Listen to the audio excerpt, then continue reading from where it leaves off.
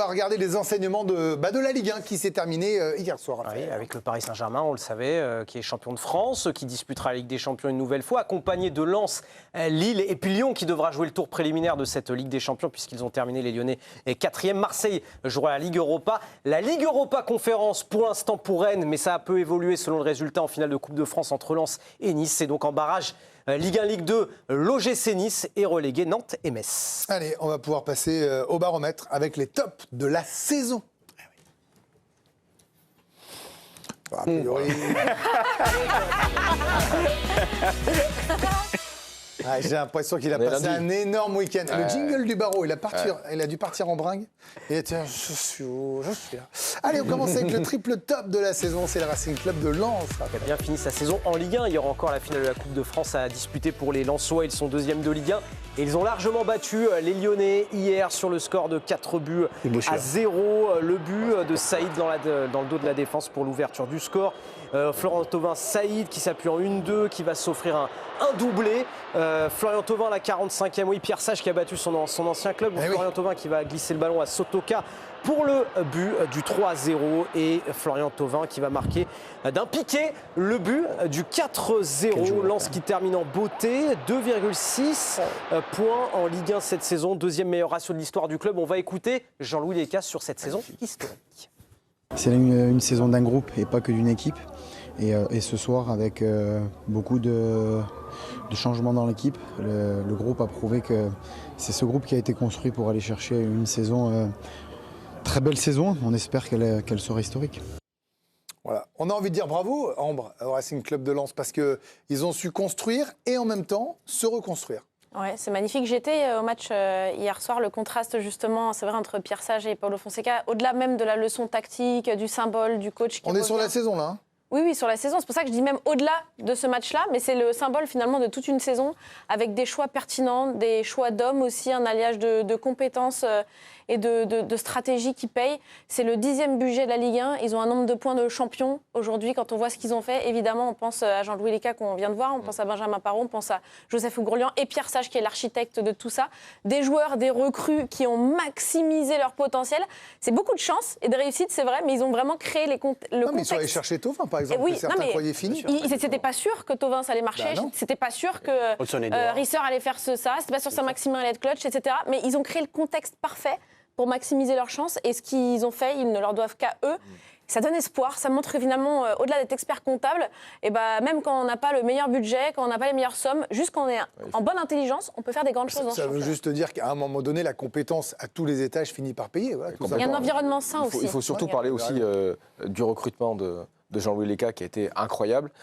Thauvin qui a fait une saison exceptionnelle, à l'image de son but pour clôturer l'année qui est incroyable. Mais surtout Pierre Sage. Il a frappé très fort cette année. Est-ce qu'il sera encore là l'année prochaine? Je ne sais pas, mais en tout cas, cette année, il a frappé très très fort. Il a montré que c'était un grand coach. Il va avoir des prétendants en tout cas. Que c'est un grand coach. Tactiquement, ce qu'il a fait avec Lens, avec les moyens, c'est fantastique. Il a vraiment frappé très fort dans le monde des coachs. Et s'il continue comme ça, il ne va pas rester longtemps en Ligue 1. Non mais commencez pas à plonger. Loïc Tanzi, vous êtes une allumeuse. Qu'est-ce que vous venez de balancer comme ça? Est-ce qu'il va rester Pierre Sage? Racontez-moi tout. Je ne suis pas sûr à 100% qu'il soit là l'année prochaine. Je pense qu'il y a une réflexion de son côté et du côté du club. Oui, alors, tu parlais d'environnement sain, c'est la vérité à Lens, je pense. Mais je pense que ça n'a pas été si facile non plus toute la saison pour Pierre Sage. Il n'a pas été d'accord constamment avec ses dirigeants. Donc je ne dis pas qu'il va partir, mais je ne suis pas sûr à 100%. Je ne peux pas dire à 100% qu'il sera entraîneur de Lens la saison prochaine. Sur quoi il n'a pas été d'accord? Il y a eu un épisode avec Baïdou notamment, où ça a été compliqué, il n'a pas trop compris la gestion de ses dirigeants. Je pense qu'il y a eu un épisode aussi sur le recrutement. Il y a eu l'épisode post-Brest aussi où il a dit qu'il s'était senti trahi. Il n'était pas non plus... ce sont des épiphénomènes. C'est-à-dire quand vous faites une telle saison, vous avez une Ligue des Champions... Ils ont le temps dans le dos quand même là. Attendez, c'est rien mais ça. Pas si vous sentez, et Pierre Sage, pourtant c'est un homme de projet, pas si vous sentez que l'année prochaine sera trop compliquée. Parce que vous êtes... Ça c'est de l'abandon, c'est pas pareil. Ah ben non. Donc ça veut dire que si tu balances une petite bombe comme ça veut dire que, étant donné que tu es un peu le roi du mercato, ça voudrait dire que... C'est-à-dire qu'on a les échos qui remontent qu'il n'est pas sûr d'être... Donc est-ce qu'il y a déjà des touches sur des clubs à l'étranger ou en France je ne sais pas ça. Ça, pour le coup, je ne sais pas s'il y a un autre projet Il sait derrière. aussi qu'il n'aura pas l'équipe qui va avec ce qui s'est passé cette année pour jouer avec des champions. Par exemple. Ils vont être prudents, ils vont être raisonnables et ils ne vont pas les recruter. De toute façon, c'est très dur quand vous n'avez pas la structure du PSG. S'ils sont dixièmes du budget, au niveau du budget, pour jouer avec des champions, il faut être un peu plus haut. Après, il peut faire des miracles, évidemment. Mais, après, le fait d'aller en Ligue des Champions, voilà. Ouais, mais ils ont tout intérêt quand même à être prudents. De toute façon, M. Gourlian qui dirige, j'allais dire enfin, son club comme il l'a fait avec son business de manière brillante, parce que comme quoi ça peut rendre pas fou, parce qu'il sait très bien ce qu'il fait, il est tellement à succès dans le business qu'il a remis les mains dans le cambouis pour dire hop, j'ai laissé faire et c'était une erreur. Et bon, j'imagine qu'il va cadrer tout ça, mais je vous ai à l'œil, vous. Hein. Je vous ai à l'œil. Double top de la saison, c'est pour Bruno Genesio. Ouais, le Lille qui termine depuis 5 ans. Ça faisait 5 ans qu'ils n'avaient pas terminé sur le podium de Ligue 1. Et monsieur Bruno Genesio, eh bien, c'est monsieur qualification en Coupe d'Europe. Voilà, il a obtenu une qualification européenne lors de chacune des 9 saisons qu'il a achevées en Ligue 1. C'est très fort de la part de Bruno Genesio. On va écouter l'un de ses joueurs, Benjamin André, sur la qualif en C1. C'est dur jusqu'au bout, c'était encore dur ce soir, mais voilà, je pense que sur la régularité de la saison, on a quand même montré de belles choses et voilà, d'accrocher ce podium et cette qualification en Champions League directement, c'est une très très belle récompense pour ce groupe. Lucas Jorasso, vous qui vous destinez à être entraîneur dès la saison prochaine d'ailleurs, finalement, j'allais presque dire contre vents et marées, presque contre tous par moment, malgré le fait qu'il soit quand même dans les petits papiers de beaucoup. Bruno Genesio, il emmène Lille à la 3e place. C'était pas évident. Oui, je pense qu'il est un peu sous-coté quand même sur son image. Alors que moi, je trouve que c'est un super entraîneur. J'aime beaucoup aussi le schéma tactique qu'il utilise. Moi, c'est un schéma que j'aime beaucoup. Son 4-2-3-1, voilà, j'aime beaucoup ce style. Son management aussi, on sent qu'il est aimé de ses joueurs aussi. Ça, c'est quelque chose de... Il va rester ou il va partir pour vous, là ? Qu'est-ce qu'il devrait faire à sa place ? Parce que là, pareil, ils vont se retrouver. On a fait un thème. Mais ça veut dire Marseille, qu'il faut qu'il aille ailleurs, mieux pour jouer avec des champions. À Marseille, enfin avec des champions, mais à Marseille. Il y a une vraie attirance entre les deux, clairement. Marseille. Ouais, mais t'as vu le contexte à Marseille. Oui, mais quand c'est l'OM, même si c'est Lille, c'est un grand club français. Mais à Marseille, tu vas durer Marseille, 3 mois. Ça reste quand même. Il a fait Lyon quand même. Il va faire 3 mois à Marseille. Oui, il a fait Lyon, mais il a été fragile. Il est du centre de formation. Il a été fragile sur cette période. Bon, attendez, j'ai un coup de fil. Oui, c'est la production. Oui, sketch, je précise. Oui, on est en train de me dire qu'on faisait le baromètre et que Loïc transforme ça en photo à mercato. D'accord, c'est Tanzi ça. Donc il s'en va. Ah bah oui, il part de Lille, je pense. Non mais là vous me dites un oui, c'est pas comme Pierre Sage peut-être que j'invoque les esprits. Ah bah là pour le coup, ce serait vraiment un retournement de situation de voir Genesio rester à Lille, oui. Parce que Lille cherche déjà un entraîneur sur le marché. Donc, oui. Et on termine ce baromètre des tops avec Lyon, oui, malgré la ratée hier. Oui, ils ont perdu 4-0 hier, mais en début de saison, on ne s'attendait pas à les voir dans le top 5. Ils ont terminé 4e. Ils étaient même un peu plus haut et on voulait mettre en avant finalement ce qui a pu les aider, c'est cette série de 3 victoires à la suite. Ils avaient presque égalé le record de 14 succès consécutifs en 2006 sous les ordres de Gérard Rouillet. On en dit un mot, on prolongera après, on aura double bonus avec Camille Macali, c'est pour vous dire, parce qu'on a aussi un bonus des tops et un bonus des flops. Lyon, en fait, ça peut paraître bizarre. Mais pourquoi vous l'avez mis en top? Ils ont pris une raclée. Cela dit, n'oubliez pas, ils étaient 4e avant cette dernière journée. Ils restent 4e. Okay, ils finissent par 2 défaites. Ouais. Mais d'accord, Vicage Dorasso, mais en plateau ici, en juin dernier, on se dit, ils sont en Ligue 2, ils n'ont pas de moyens, pardon, je vais mettre la négation. Voilà. C'est un miracle incroyable d'être 4e. Qui pensait que Lyon ferait 4e cette année? Non, personne. Et surtout devant des clubs comme Rennes, Marseille, Monaco, ce qu'ils ont fait, c'est une vraie performance. Vous comprenez pourquoi on les a mis déjà, on ne savait pas où ils allaient être, clairement. Parce que déjà, financièrement, on ne savait pas s'ils allaient tenir. Et puis, je pense que s'ils accrochaient la 8-9, je pense que ça aurait été une bonne saison pour l'Olympique lyonnais. Et puis finalement... Fonseca a fait un travail énorme avec les joueurs qu'il avait à disposition. Il y a des cadres aussi qui ont fait le boulot. Je pense notamment à Corentin Tolisso qui a fait un gros... En fait, le problème, c'est que... Et des recrues, parce que Moreira, Soul, Greg, tout ça, on les connaissait pas. Le problème de Lyon, c'est qu'effectivement... C'est Mathieu Louis-Jean, son travail aussi. Ils auraient pu avoir mieux et cette qualification directe pour la Champions League. Mais malgré tout, avec l'effectif, avec ce qu'ils ont fait, l'Europa League, le parcours, il y a énormément de matchs joués, une profondeur de banc qui était pas exceptionnelle. Ce qu'ils ont fait, je trouve que c'est très très beau. La Ligue 1, avec le bonus des tops Et on voulait saluer Christophe Pélissier avec vous. Et oui, c'est Monsieur Maintien, Christophe Pélissier. Avec ce nouveau maintien de l'AGA, il s'est offert un 6e maintien sur 6 possibles lorsqu'il a entamé une saison. Une juste récompense pour lui et ses joueurs qui ont signé une fin de saison en boulet de canon avec 3 succès de rang. La même conclusion que la saison passée, mais avec plus de souffrance et une explosion de joie encore plus forte. On a vu hier dans cette longue tourmente Christophe Pélissier, l'artisan, qui n'a pas hésité aussi au cours de la saison à prendre des positions fermes, comme lorsqu'il a stoppé net l'idée d'un possible départ de son joueur Sinayoko, un joueur si spécial pour l'équipe et qui lui a encore bien rendu hier soir avec son doublé.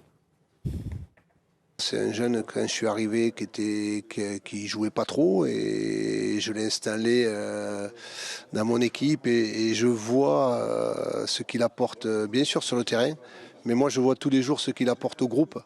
Un joueur qui fait énormément d'efforts, parce que on le critiquait un petit peu en disant qu'il n'était pas assez efficace, mais quand on voit le travail défensif qu'il fait, il marque aujourd'hui 12 buts. J'ai fermé la porte sportivement. Après, vous savez comment c'est. J'ai eu la chance que le club me suive, premièrement, et j'ai eu la chance aussi que le joueur m'écoute. Et on peut le féliciter, il avait bien senti le coup, il en a eu bien besoin de son joueur. Voilà, maintenant 4 ans qu'il est arrivé sur le banc d'Auxerre, il lui reste encore 1 an de contrat, mais on peut demander à Loïc s'il va rester ou pas. Mais attendez, encore vous avez raison en fait. Vous avez annoncé le départ de tous les entraîneurs dans la première partie du baromètre. Il est dedans. Gros plan sur Loïc Tanzi. Est-ce que Christophe Pélissier va rester à Auxerre? Je pense qu'il a encore moins de chances que Pierre Sage de rester à Auxerre. Donc Pierre Sage a... Je me suis emmêlé les pinceaux, mais je ne suis pas sûr de rester à Auxerre du tout. Il reste 1 an de contrat. Auxerre scrute le marché des entraîneurs. Et il y a une possibilité aujourd'hui pour que Pélissier soit plus entraîneur de Auxerre. Parce que c'était merci pour service rendu, bravo, on t'a pas viré. Parce que moi j'ai aimé qu'il ne le vire pas encore de saison, par exemple. Je pense qu'il lui-même aussi n'est pas forcément d'accord avec tout ce qui se passe à Auxerre, sur la politique sportive. La Juba, le Perrin, tout ça a fait mal. Il n'est pas en adéquation avec tout ce que fait le club. Et il a envie surtout de ne pas revivre chaque année des matchs comme ça à la dernière journée, et d'avoir une équipe un peu plus forte pour au moins vivre mieux le tableau. Bravo, plus d'ambition. Ce qu'il a fait au regard de cette saison, immense mérite. Bien sûr. C'est il se met en position de relégable, après il sauve les clubs, donc c'est trop facile. Non, arrêtez-vous. C'est vraiment vache du cash. Il cherche un club, laissez-le. On va pouvoir enchaîner avec les flops. Et cette musique qui fait si mal. Notamment pour le premier flop, l'AS Monaco. Ah oui, on les attendait sur le podium, on les attendait en Ligue des Champions. Eh bien, ils sont pour l'instant sans Coupe d'Europe. Il faudra voir le résultat en Coupe de France face à Lens. Mais la chute, elle est là et elle est bien là sur les dernières saisons habituées d'être 3e, 2e de Ligue 1. Alors, il y avait une petite chute lors de la saison, la 6e place en 2022-2023.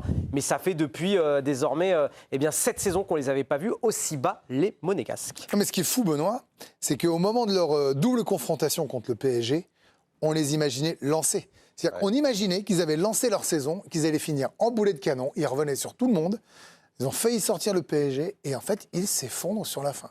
Ouais, c'est l'éternelle histoire de Monaco, depuis quelques années, où effectivement, ils n'arrivent pas à tenir. Je pense qu'il y a eu un mauvais recrutement aussi de leur part. Ils ont tenté des paris qui, malheureusement, n'ont pas fonctionné. On verra Pogba après. Voilà, après, il y a aussi un Dyer qui est arrivé compliqué. De toute façon, quand vous venez d'un grand club, gratuitement, et que vous n'avez que la propale, c'est qu'a priori il y a un problème. Hein. On l'a vu aussi avec Wijnaldum quand il est arrivé au Paris Saint-Germain, on disait il arrive de Liverpool, fantastique, puis finalement ça a été un flop. Donc effectivement, je pense qu'il y a beaucoup de choses à refaire dans ce club de Monaco, que ce soit même au niveau du staff, que ce soit même au niveau du directeur sportif. Ils savent quand ils vont aller, Benoît. Est-ce que le propriétaire veut vendre depuis des années ? En fait, on ne sait pas où Monaco va depuis quelques années. Un début de saison très compliqué, où moi j'avais dit, j'ai pas peur de le redire, Monaco, c'est nul. Et puis finalement, après, ils repartent. Et puis avec ces 2 matchs face au Paris Saint-Germain, on se dit, putain, ça va repartir, ce qu'ils ont montré. Et puis après, ça s'effondre de nouveau. Non, il va falloir acheter des joueurs cadres, des joueurs fiables. Des joueurs fiables. Ils n'ont plus l'argent, c'est fini. Je sais bien, Loïc Tanzi, question désormais. Est-ce que Pocognoni va rester, Loïc Tanzi ?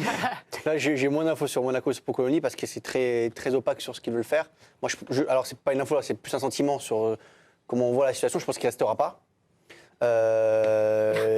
Donc il n'y a pas un entraîneur qui reste avec là, pour le coup, c'est pas une info. C'est moins une info que sur Auxerre et sur Je vous le dis, Loïc, vraiment les infos. vraiment, je vous le dis. Mais sur Pocconi, je pense qu'il ne restera pas parce que c'est l'éternel commencement à Monaco, en fait. Ça ne s'arrête jamais. S'ils n'ont pas d'argent, donc ils vont justement, essayer de s'ils veulent repartir avec apprendre, un c'est peut-être le entraîneur moment de lui jeune. faire confiance sur la série, la bonne série qu'on a évoquée en début d'année civile. Peut-être se dire que ce Pocognoli-là, il est capable de faire avec les bons joueurs ce qu'on a vu pendant 15 matchs. Alors, oui, non, mais Peut-être que c'est ça le vrai niveau. Justement, et c'est ça aussi ce que vous décrivez, qui alimente un petit sentiment de regret. Ça aurait dû être mieux, ça aurait pu être mieux. Il y avait les joueurs pour faire mieux, il y avait le coach. Il y a eu quelques matchs, en effet, qui ont marqué les esprits. Mais après, ça a fait pchit derrière Greg. Ah, mais j'en reviens toujours pas. J'étais sûr qu'il serait troisième, moi. Tout le monde. Ouais. Ben, moi aussi. Pareil. Donc je suis d'accord avec Loïc, c'est très difficile de se projeter actuellement, même avec les joueurs. Parce que ouais. si vous perdez des forces vives comme un certain Martinez Akliouche, déjà, qu'est-ce qu'on construit et avec qui après déjà Akliouche au PSG ou pas, Loïc Tanzi? Bah, s'il y a un départ, il faut qu'il y ait un départ parce que c'est pas, la priorité, c'est pas de recruter à ce poste-là. Mais si un Lee, par exemple, qui veut avoir du temps de jeu, qui ne serait pas contre un Si vous départ, remplacez Akliouche. Lee par Akliouche, Le problème, c'est L'upgrade est pas mal. C'est une des priorités. Oui, mais le problème, c'est qu'Akliouche, s'il veut jouer, il ne faut pas qu'il aille au Paris Saint-Germain. je crois qu'il Si, veut aller au mais Paris Saint-Germain. tous les jeunes qui sont arrivés au PSG, il va Benoît, jouer. on dit la même chose de Doué en arrivant. Est-ce que tu penses qu'Akliouche, il a envie de jouer contre des ventres mous de la C'est à Ligue lui 1? de faire sa place. On même. disait pareil. Et si Barcola s'en va, attends, parce que Barcola n'est pas sûr de rester au PSG. Et d'où on si pensait pas Barcola qu'il part, serait c'est pareil. Ouais, mais là, c'est très fort quand même. Bon, de toute façon, il nous embarque à nouveau dans un foutoir mercato. Double Ah, vous flop. demandez des infos, Jeanne. Double flop, c'est ma faute. Double flop, bah évidemment le FC Nantes. Hein. Le FC Nantes, Et oui, tout Nice, à fait. Il y avait Nice d'abord. Il y avait Nice Ah non, c'est Nice d'abord. Voilà, je me disais bien. Ah bah j'ai fait Vous avez plouf-plouf raison, entre les deux nuls de la saison. Oui. Plouf-plouf, ce sera Nice puisqu'ils ne sont pas descendus tout de suite. Tiens, allez. Exactement. Les Niçois, sous la menace justement de cette descente, qui vont devoir disputer le barrage face à Saint-Etienne. C'est seulement 22% de victoire, toute compétition confondue. C'est terrible. Et Nice, donc, qui va disputer ce barrage pour la deuxième fois de son histoire après 1990. Catastrophique quand même. Kata, ils ont frappé des joueurs, ils ont menacé des joueurs, ils ont menacé les entraîneurs. Et hier, ils ont fait n'importe quoi avec les supporters de nouveau. Et voilà, c'est quand même une équipe qui était qualifiée pour le tour préliminaire avec des champions. Qu'est-ce qu'ils en ont fait, Vikash? J'allais le dire. Non, mais c'est quand même aussi ce qu'ont fait les supporters aussi, c'est contre aussi ce multipropriété Ineos avec pas de projet à long terme. Enfin, il y a plein de trucs qui vont pas dans ce club, évidemment. Voilà, bon, c'est plutôt mérité d'être là, quoi. Ils vont jouer leur survie. Ouais. Et ça sent le soufre. Hein. Bah, c'est à huis clos, probablement. Ouais, mais ils sont pas prêts. Ces joueurs-là, ils sont pas prêts à jouer le maintien. Quand vous faites un recrutement pour l'OGC Nice, vous vous dites pas je vais prendre des joueurs pour jouer le maintien. Voilà. Là, ils vont jouer contre une équipe morte de faim. Pas folle. Hein. Mais même quand ils jouent pas les meilleurs verts de l'histoire. Dans l'attitude, c'est Il va falloir y aller à Geoffroy Guichard à bloc. Là, vous jouez à Nice, peut-être un huis clos. À Geoffroy, il va falloir y aller. Et ça a été un échec de rappeler. Pas plus mal de jouer à huis clos. Ah bah La saison de Aise là-bas est un échec, il faut le dire. Mais de faire du neuf avec du vieux, ça marche pas. D'ailleurs, Le début n'était pas si mal. Mais non, mais c'est la seule équipe des trois qui jouait pour le maintien. Tout à l'heure, on parlait de Christophe Pélissier, mais on peut parler du Havre, de la Auxerre donc, et de l'OGC Nice. C'est la seule équipe qui a décidé de tout changer. Ça n'a pas marché, en tout cas. Non, il y a Nantes aussi. Nantes, voilà. Bah, justement, ça tombe bien. Et Metz, Greg. Les trois derniers sont entraîneurs, d'ailleurs. Voilà. Ah oui, voilà. Les trois dernières changent d'entraîneur pour aucun résultat. Et donc, alors on a eu de la charité. On n'a pas mis Metz dans ce baromètre avec les 0 victoires de Tavenot, mais on parle de Nantes, qui sera donc ce triple flop de la saison, parce que, évidemment, club historique. Exactement, un club historique de la Ligue 1 qui va descendre en Ligue 2. Match arrêté hier contre Toulouse, on en reparlera tout à l'heure dans le pourquoi. On fait le bilan, 19 buts encaissés dans le dernier quart d'heure d'une rencontre de Ligue 1. Et Tom Trichereau a calculé ces 19 buts encaissés ont privé le FC Nantes de 20 points de perdus dans le dernier quart d'heure par le FC Nantes. Ah bah voilà, ils sont top 10, Loïc, jusqu'à la 75e minute. C'est bien. Bah ouais. Super saison. Bravo. Le problème, c'est qu'on dit souvent que dans le foot, il faut être décisif dans les deux surfaces. Il faut l'être aussi jusqu'au bout, en fait, tout simplement. Je pense que là, pour le coup, le tort d'Equita, ça n'a pas été de rappeler Vaïd plus tôt. Parce que je pense qu'avec un Vaïd un peu plus sur quelques semaines, 3-4 journées supplémentaires, ils auraient pu espérer mieux. Parce qu'il a ramené quelque chose quand même au club. Enfin, vu ce qu'on fait au Auxerre et finalement et Le Havre, pas sûr. Hein. Ouais, mais je pense que lui avait les. À Nantes, il y a quand même sur l'effectif, c'est quand même pas. Il y a une intérim qui a été compliquée, qui n'a pas porté ses fruits. Et reste que la dernière image de Vaïd, moi je la trouve, mais on en reparlera dans le pourquoi. Mais le point de départ de prendre Castro, c'était pas si mal que ça quand on voit ce qu'il avait fait avec Dunkerque. Le point de départ, c'est pas si mal. Vous y croyez vraiment? Franchement, Castro, ce qu'il avait fait avec Dunkerque, c'est vraiment bien. Je parle pas du talent de Castro, parce qu'on Là, voit pour en une fois, on Espagne, il s'en critique sort beaucoup bien. Kita. Non mais imaginez que les Kita allaient lui laisser du temps alors que tous les joueurs s'étaient barrés. Même il fait une interview à un moment où ce qu'il dit dans l'interview, il montre qu'il n'est pas bon, quoi, carrément. Enfin, il dit on joue pas, on peut pas jouer, je peux pas mettre mon projet de jeu en place. Enfin, ils sont partis chercher pour qu'il joue et il joue pas. Donc le début quand même pour Moi, je suis fois. surpris que vous soyez surpris. Pour une fois, les Kita, ils étaient allés chercher un jeune, un entraîneur en devenir. Ils avaient décidé de laisser la gestion du club en disant le père au fils. Je m'en mêle pas trop, Voilà. je regarde ce qui se passe. Et après, il a décidé, vu que ça me va pas, il est revenu et c'est là où ça a été le bordel. Aujourd'hui, il faut quand même qu'on dise les choses. Cette lente agonie, ce fiasco là, du FC Nantes, ils doivent en porter une lourde responsabilité. Les Kita, c'est vraiment le résultat de leur travail. J'espère qu'ils Ils coincent tout le monde parce qu'en fait, les Kita. Comme ils mettent leur argent. C'est leur argent. Mine de rien, les Kita ont mis beaucoup d'argent. Et ils ont gagné un titre dans leur prévention. Ils ont quand même mis beaucoup d'argent, il faut quand même le dire. Le problème des Kita, c'est qu'en fait. Deux finales de Coupe de France. Non, mais ils veulent pas. En fait, ils veulent pas structurer. 76 relégations. Ils veulent pas structurer le club en fait. Ils mettent de l'argent, mais ils veulent tout contrôler, tout faire les transferts. En fait, un club ça fonctionne. De faire l'équipe. Ouais, mais à un moment donné, il faut un vrai directeur sportif qui soit en adéquation avec l'entraîneur pour pouvoir espérer avoir des résultats. Mais tous les présidents ont envie de faire l'équipe. Il ne faut pas faire confiance qu'aux agents. Oui, mais. Et on termine avec, à nouveau, Camille, avec le bonus des flops. On l'a un peu évoqué avec Benoît tout à l'heure. C'est Paul Pogba. On y a tellement cru. Fin juin 2025, il avait des larmes de joie au moment de signer pour l'ASM. Et nous, on rêvait d'une renaissance, évidemment, pour ce champion. Sa saison se solde par 115 petites minutes jouées en 6 rencontres. On est loin du deuxième conte de fées pour Paul Pogba. On a passé plus de temps à guetter ses va-et-vient entre l'entraînement et l'infirmerie qu'à tout simplement débriefer ses prestations ici en plateau. À mi-saison, le directeur sportif de l'ASM avait déjà à demi-mot avoué son échec avec le pari Pogba. Thiago Scuro disait clairement le programme de reprise qu'on avait pour lui ne fonctionne pas comme on l'aurait espéré. On a encore attendu, même si Sébastien Pocognoli ne l'a jamais lâché et tout l'effectif a même été très patient avec lui, mais parce que Paul Pogba a vraiment tout essayé et son investissement était total. On l'a vu très souvent au bord du terrain, coacher, encourager ses coéquipiers, comme l'expliquait d'ailleurs son capitaine Denis Zakaria. Entre les blessures et les mauvais résultats, ça n'a pas toujours été facile. Et il nous disait ensuite, début avril, c'est sûr qu'il va être important pour nous sur cette fin de saison, sur ces derniers matchs, pour donner ce plus et essayer d'aller le plus haut possible. Et malheureusement, comme un symbole, pour ces derniers matchs, Paul Pogba était encore forfait. On a été déçus pour lui.